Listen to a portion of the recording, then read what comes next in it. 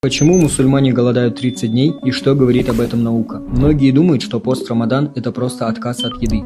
На самом деле это полное обновление вашего организма. Во время поста организм переходит в режим умной экономии.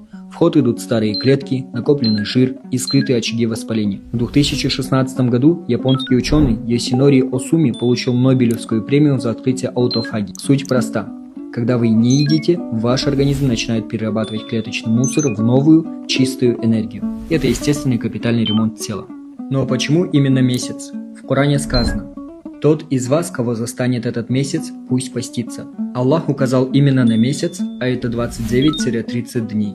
И наука подтверждает, организму нужно около 4 недель, чтобы глубоко перезапустить обмен веществ и процесс обновления. Аллах дал нам идеальный цикл, чтобы организм успел полностью обновиться, не доходя до истощения. Это и есть высшая точность Творца. Хотите узнавать еще больше такой интересной и полезной информации об исламе?